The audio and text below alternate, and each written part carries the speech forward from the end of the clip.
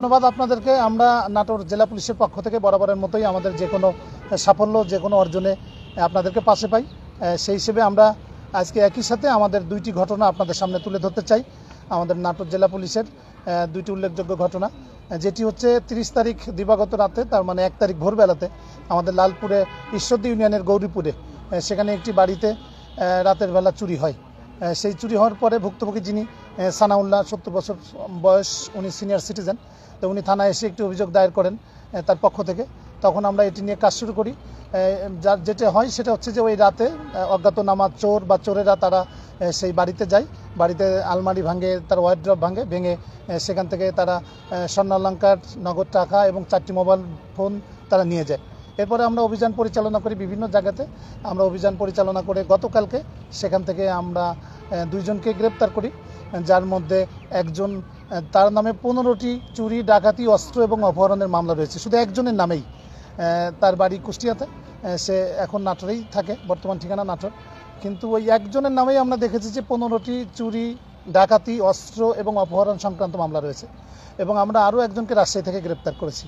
এবং এই চুরি যাওয়া যে সমস্ত আলামত ছিল, যে সমস্ত মালামাল ছিল, তার মধ্যে আমরা একটি মোবাইল ফোন উদ্ধার করেছি, চুরি যাওয়া একটি মোবাইল ফোন। সেখান থেকে 2টি স্বর্ণের চেইন আমরা উদ্ধার করেছি এবং কানের দুল উদ্ধার করেছি। এই চুরির জন্য ব্যবহৃত যে সিএনজি, সেই সিএনজি আমরা উদ্ধার করছি। এবং কিছু ওই তারা যেহেতু তালা কেটে ঢুকেছে, সেই চুরির কিছু সরঞ্জাম কিন্তু আমরা উদ্ধার করেছি, স্ক্রুড্রাইভার, তারপরে সেখানে লোহার রড রয়েছে, পাইপ রয়েছে, কাটার রয়েছে, সেগুলো কিন্তু আমরা উদ্ধার করেছি। তো সব মিলে এই ঘটনাটি আমরা ডিটেক্ট করতে পেরেছি, আমরা চুরি যাওয়া আলামতও উদ্ধার করতে পেরেছি। আমাদের লালপুর থানা পুলিশ সেটি করেছে। এটি একটি আমাদের জেলা পুলিশের জন্য একটি ভালো ঘটনা যে তারা এটি উদ্ধার করতে পেরেছে এবং সেই ঘটনাটা ডিটেক্ট করতে পেরেছে। এটি ছিল একটি। আরও একটি ঘটনা আমরা আপনাদেরকে বলতে চাই, যেটি হচ্ছে আমাদের হাটিকুমরুল বনপাড়া যে রোড, যেটি আমরা রাজশাহী ঢাকা রাস্তা যেটি বলি, সেই মহাসড়কে আমাদের কাছিকাটা টোল প্লাজা আছে আমাদের জেলার মধ্যে। সেখানে আমরা গতকালকে গোয়েন্দা সূত্রে গোপন তথ্যের ভিত্তিতে খবর পাই যে কিছু ডাকাত, তারা ডাকাতির জন্য প্রস্তুতি নিচ্ছে, তারা যে কোনো এক জায়গাতে হয়তো ডাকাতি করবে, সেজন্য তারা প্রস্তুতি নিচ্ছে। তখন কিন্তু সেই গোয়েন্দা তথ্যের ভিত্তিতে আমরা যে খবরটি পেয়েছিলাম গোপন সূত্রে, আমাদের সেখানে অভিযান পরিচালনা করি। অভিযান পরিচালনা করে সেখান থেকে আমরা 6 জনকে গ্রেপ্তার করি এবং একটি পিকআপ করে তারা যাচ্ছিল, একটি ছোট পিকআপ, সেই পিকআপটা জব্দ করি এবং এখান থেকে আমরা 19টি আলামত জব্দ করি।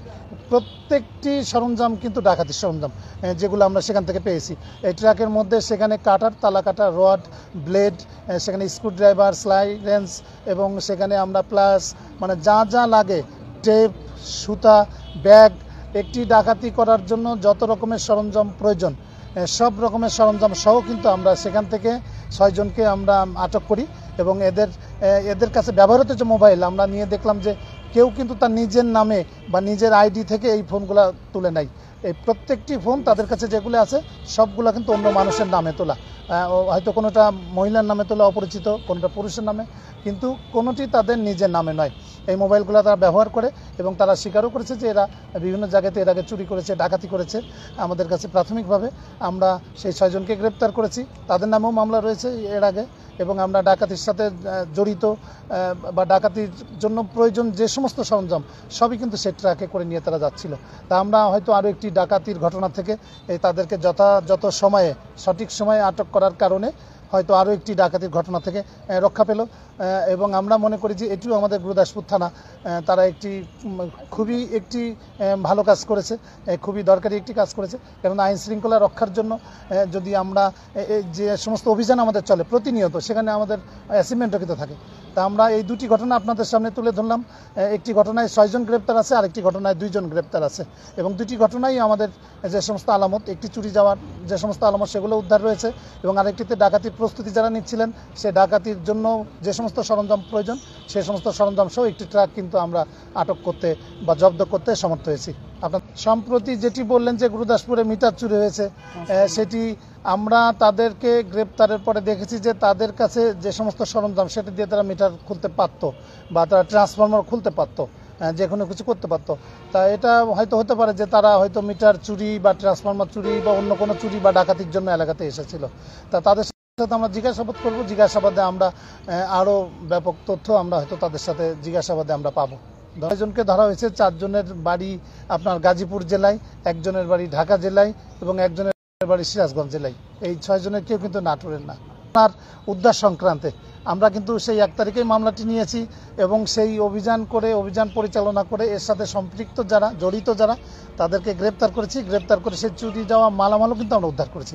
তো যে ঘটনাটি ঘটছে আমরা কিন্তু আইনের আওতায় তাদেরকে নিয়ে আসছি। অপরাধীদের জন্য প্রত্যেকটি এলাকায় কিন্তু আমাদের বিট পুলিশিং কার্যক্রম আছে, আমাদের কমিউনিটি পুলিশিং কার্যক্রম আছে, বিভিন্ন এলাকাতে যে সমস্ত আমাদের টহল পুলিশ আছে, এই সমস্ত নিরাপত্তার জন্য কিন্তু আমরা আমাদের যে নিরাপত্তা ব্যবস্থা সেটি কিন্তু নতুনভাবে আমরা, যেহেতু আপনি চুরির কথা বললেন, আমাদের নিরাপত্তা ঝুঁকি আমরা বিশ্লেষণ করে সেগুলো পর্যালোচনা করে আমাদের কিন্তু অতিরিক্ত পুলিশ বিভিন্ন জায়গাতে মোতায়েন রয়েছে।